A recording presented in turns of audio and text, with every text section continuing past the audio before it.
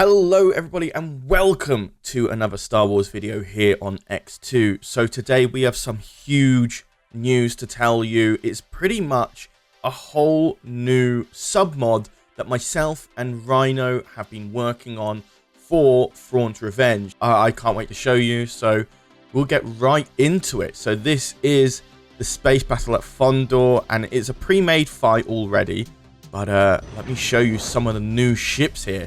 So basically, they are kind of like new ships. It's basically a twist on existing ships modeled by the guys at Thrawn's Revenge, and how myself and Rhino probably could see them being improved in some way, shape or form.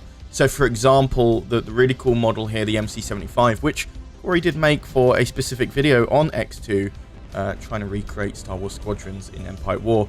But the main issue I had with the MC-75 was that the shield, the power systems on the MC-75 were just placed really poorly, like at the bottom of the ship. Just felt like it was a bit too easy to take down.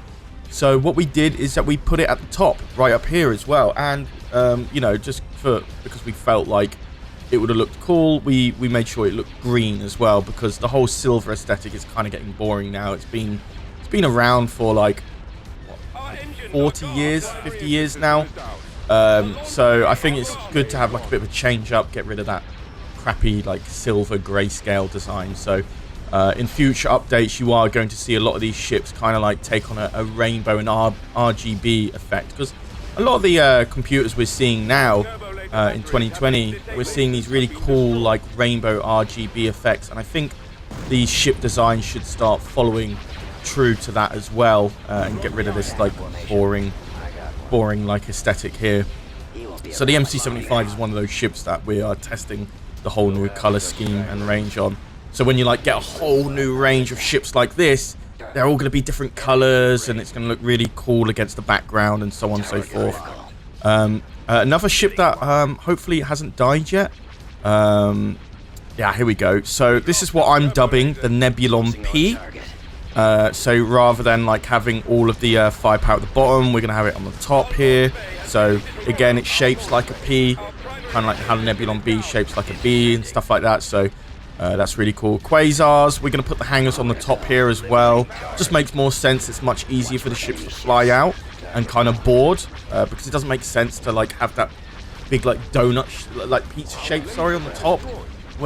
Because like the one thing that annoys me the most in Star Wars Squadrons, the amount of times that I've crashed trying to get into the hangar, like, and I've crashed against the wall because the ship was moving, or like because I'm a good flyer, so it's not my fault. It's definitely the game's fault. Yeah, I thought having the hangars on the top just makes it a lot easier for me to get inside the ship when I'm flying an A-wing or a Y-wing, etc., etc.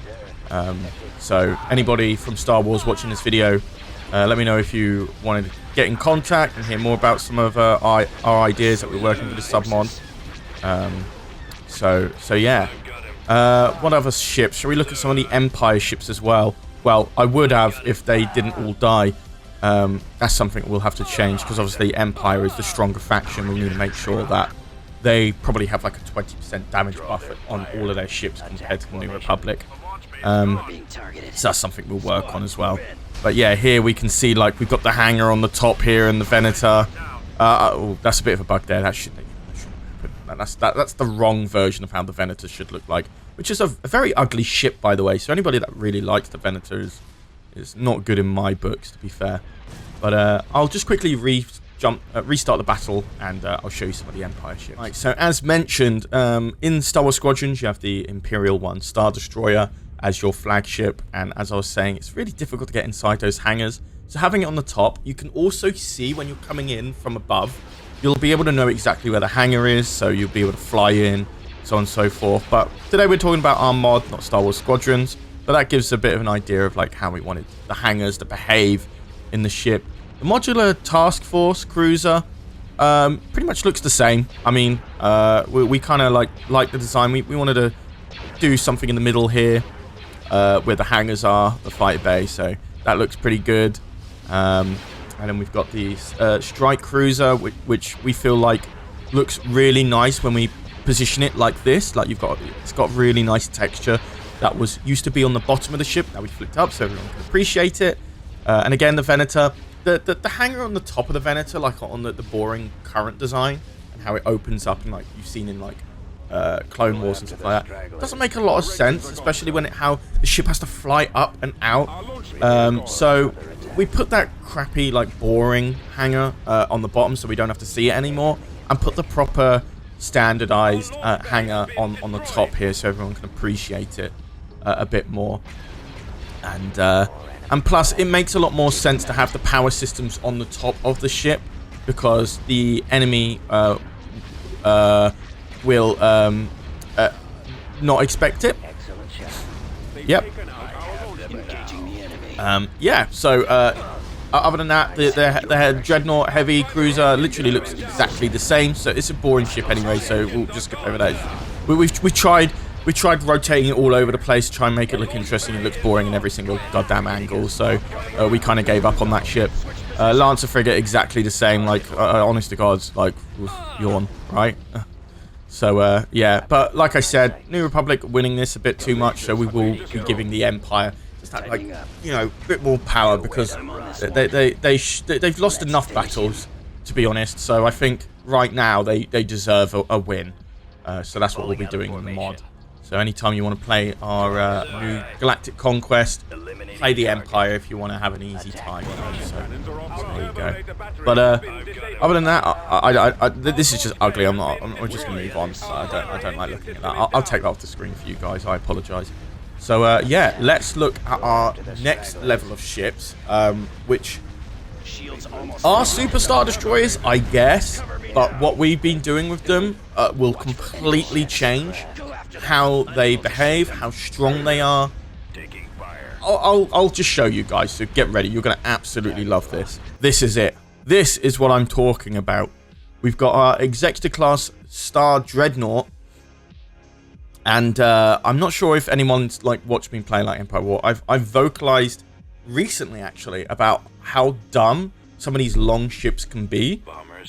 We had a video recently where we had the Supremacy Mega Star Destroyer go against the Fanon ship Imperium Ultra Star Destroyer, and both of them had problems in the fact that the Supremacy had all of its hard points on the top, so if you flew underneath it became pretty much useless, and the Imperium was too long where it couldn't utilize all of its firepower if a ship was a bit too far away. So if they came in at an angle, all these hard points couldn't be used against the ship, only the front. It's too long, you know, and it's difficult for for programmers to know exactly how far a ship should get to maximize its fire output. So, you know, me and Rhino got together, we talked about it, and we fixed it in the sense that we just put it on a 90-degree axis. And I know a lot of people think, oh, you're dumb, like, very funny, Charlie, but no, I'm serious. Like, you're utilizing all of your hard points now when you come close to the enemy. Look, does that look like the ship is using all of its firepower? Yes, it absolutely does. And if somebody comes behind us, absolutely fine, because we've got all of the hull of the sides of the ship utilizing all of its firepower. Doesn't matter if the ship is behind it, in front of it, on top of it, below it. It's able to utilize all of its firepower with absolute ease. And plus, like, I don't get why they did this in the films and the games and stuff, but why were the engines on the sides? Like, obviously, you're going to want the engines on the bottom to keep it up, okay? So, we fixed that. That was probably like a big plot error, or plot hole across all of the films. But look at this.